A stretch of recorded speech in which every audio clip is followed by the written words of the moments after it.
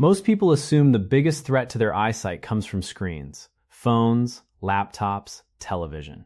But that's not where the real damage is happening. It's coming from small, repetitive habits that feel completely harmless, and one of the most common is rubbing your eyes.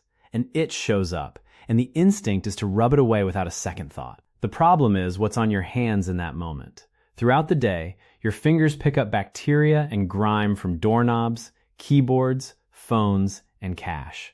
Rubbing transfers all of that directly onto the surface of your eye. This is one of the most common ways people develop bacterial conjunctivitis, an infection of the thin membrane covering the white of the eye and the inner eyelid, bringing redness, discharge, and general misery.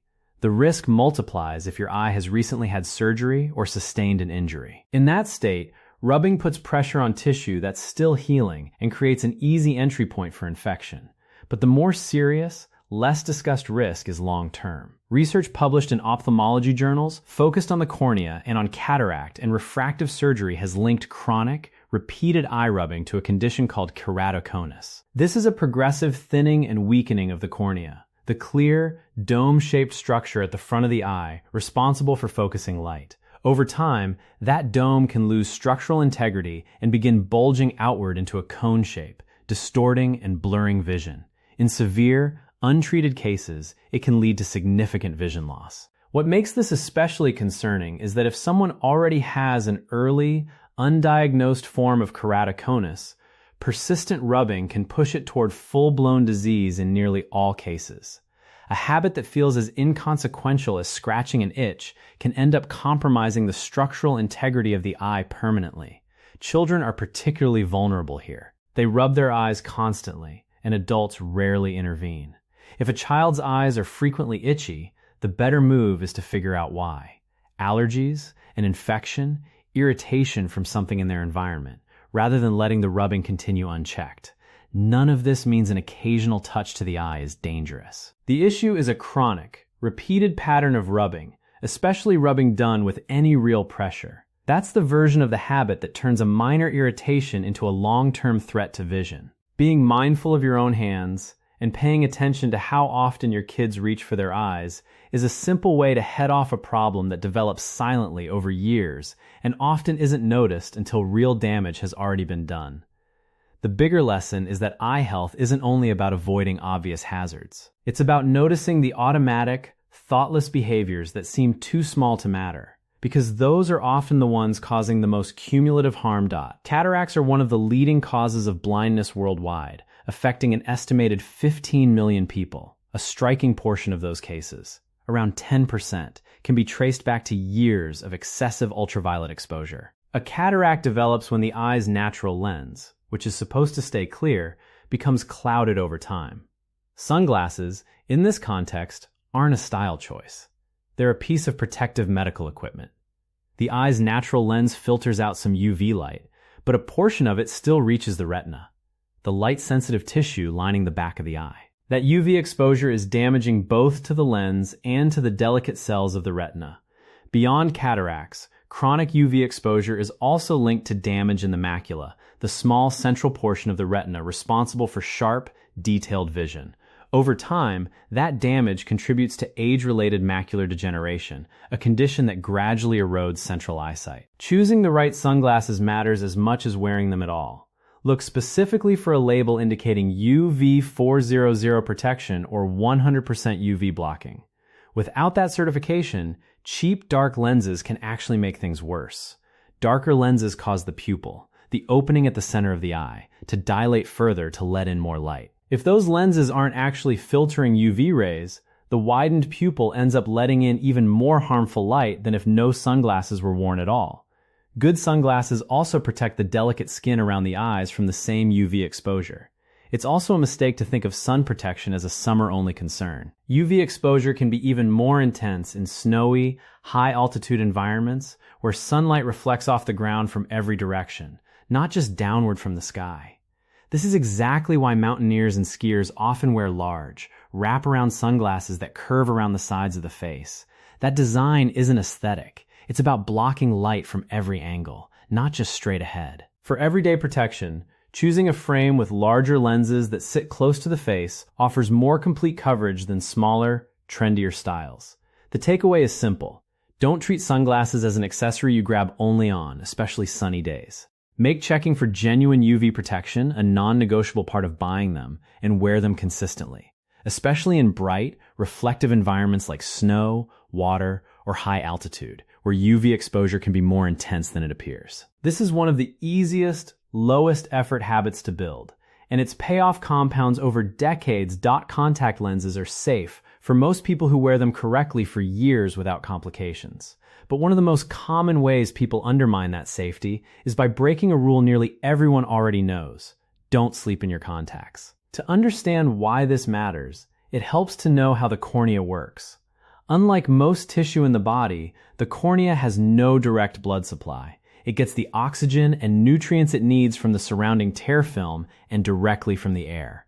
A contact lens, even one designed for high oxygen permeability, still partially blocks that exchange. Wearing lenses during the day already reduces the oxygen reaching the cornea to some degree, but closing your eyelids on top of that for a full night's sleep cuts off oxygen flow much more severely, creating a state of prolonged corneal hypoxia. When the cornea is starved of oxygen for extended periods, it responds by growing new blood vessels in an attempt to bring in more vascular tissue that isn't supposed to be there. At the same time, sleeping in lenses reduces the natural flushing action of tears, letting debris and microbes linger against the eye's surface for hours. Bacteria that are normally harmless on the eye's surface can, under these conditions, cause infections ranging from conjunctivitis to keratitis, a more serious inflammation of the cornea itself that can threaten vision.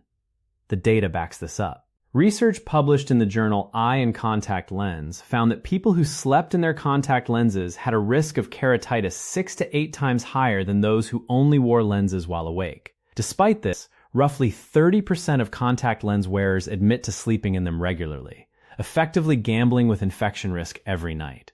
The guidance here is straightforward. Daily disposable lenses should be worn for a single day and discarded, not stretched across multiple uses. Lenses on a longer replacement schedule should be swapped out exactly when recommended, stored only in fresh, unexpired solution. And contacts should never be worn while swimming, whether in a pool or open water. Water introduces additional infection risk, including a rare but severe condition called acanthamoeba keratitis, which in serious cases can cause permanent vision loss and require a corneal transplant. This is another area where parental oversight matters. Teenagers who wear contacts may seem responsible enough to manage their own routine, but they don't always appreciate the real stakes involved in cutting corners. A quick check-in on how they're caring for their lenses can prevent a lifelong complication from a habit that feels inconsequential in the moment. It's common to lecture kids about too much screen time while ignoring a far more damaging habit in the room: smoking. The link between smoking and lung cancer is well known, but its direct impact on eye health is rarely discussed, and it affects the eyes in at least 4 distinct ways. The first is age-related macular degeneration. A large analysis published in the British Journal of Ophthalmology, covering roughly 40,000 patients, found that smokers face 2 to 3 times the risk of developing this condition compared to non-smokers. Notably, that elevated risk doesn't disappear immediately after quitting. It can take 15 to 20 years of being smoke-free before the risk returns to baseline. The second is cataracts. Tobacco smoke contains oxidants and fine particulate matter that accelerate clouding of the eye's lens, causing cataracts to develop years earlier than they otherwise would. The third is glaucoma, a condition involving progressive damage to the optic nerve, the pathway that carries visual information from the eye to the brain. Glaucoma is often thought of as a disease of older age, but smoking can bring on earlier onset by reducing blood flow to the optic nerve and contributing to elevated pressure inside the eye. Once glaucoma develops, it's a permanent, lifelong condition that can only be managed, not reversed, which makes eliminating risk factors like smoking especially important. The fourth is diabetic retinopathy. For people living with diabetes, particularly when blood sugar isn't well controlled, damage to the retina's blood vessels is often just a matter of time. Smoking accelerates that process, causing retinal damage to appear sooner, progress faster, and result in more permanent vision loss. The common thread across all 4 conditions is the eye's dense network of small, fragile blood vessels. Smoking causes these vessels to constrict and function poorly, and virtually every structure in the eye, the lens, the retina, the optic nerve, suffers as a result. None of this is meant to pile on guilt. It's meant to reframe smoking as directly relevant to vision, not just cardiovascular or respiratory health. For anyone weighing whether quitting is worth the difficulty, protecting eyesight is one more concrete, well-documented reason to follow through. And the earlier smoking stops, the sooner that elevated risk begins to decline.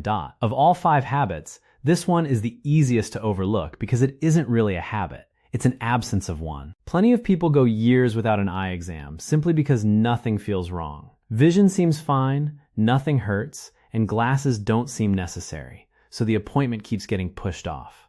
But an eye exam isn't only about updating a glasses prescription. Modern eye care technology allows for a detailed, microscopic level examination of the eye's structures in a matter of minutes. And that level of detail makes it possible to catch serious disease long before it produces any noticeable symptoms. This matters enormously for conditions like macular degeneration, glaucoma, and cataracts, all of which tend to progress silently in their early stages. Catching these conditions early and stabilizing them is far more effective than encountering them for the first time once vision has already been seriously compromised. Glaucoma is a particularly clear example of why this matters.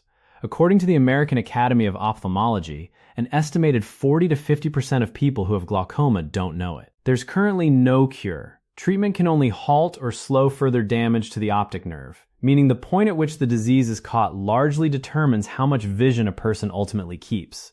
The risk of developing these conditions also increases with each passing decade, and how the disease presents, and how well it responds to treatment, shifts with age as well. This is why regular screening becomes increasingly important as people get older. A general guideline is an eye exam every 2 to 3 years after age 40, even when vision feels completely normal, precisely because these diseases tend to develop without warning signs until meaningful damage has already occurred. Put together, the 5 habits covered here share a common thread. None of them feel dangerous in the moment. Rubbing an itchy eye, skipping real UV protection, dozing off in contact lenses, smoking, or simply not getting checked. Each one seems minor in isolation, but small, repeated choices compound over years, and by the time symptoms show up, meaningful vision may already be lost. The corrective steps are all manageable. Address the cause of eye irritation instead of rubbing it away. Choose sunglasses with genuine UV 400 or 100% UV protection. Follow contact lens guidelines strictly. Treat smoking cessation as an eye health issue and not just a lung health one, and prioritize regular eye exams after 40, even when vision feels fine. None of these require dramatic lifestyle overhauls, just consistent attention to habits that are easy to dismiss as unimportant until they aren't.